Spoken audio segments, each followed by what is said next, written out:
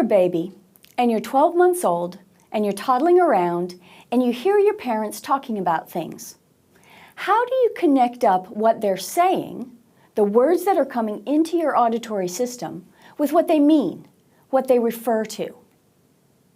One hypothesis is that you do it through association.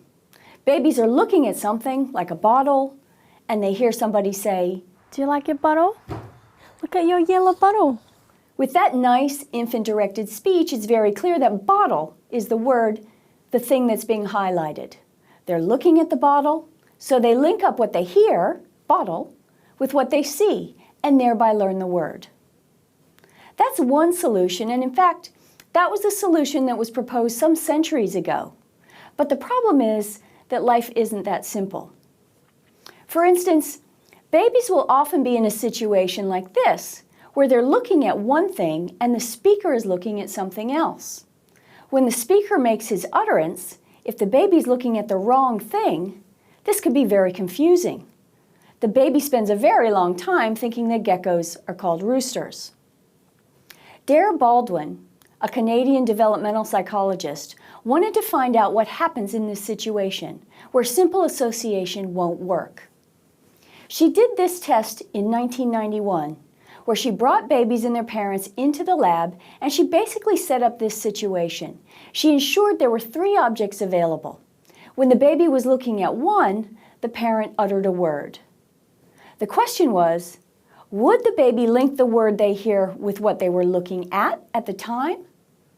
What she found was that babies don't simply associate what they hear to what they can currently see. What they do is, when they hear a new word, they turn around and look at the speaker to figure out what the speaker is looking at. They follow the speaker's line of regard, and that's the referent they assign to the new word that they've heard. It's really quite a sophisticated mechanism for babies as young as 16 months old. This is known as joint attention.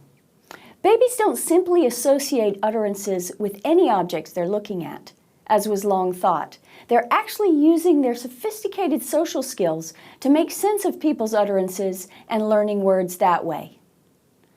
Just to highlight that, hearing children of deaf parents who learn sign language as their primary language, they have access to television, but they don't learn spoken language from their access to television.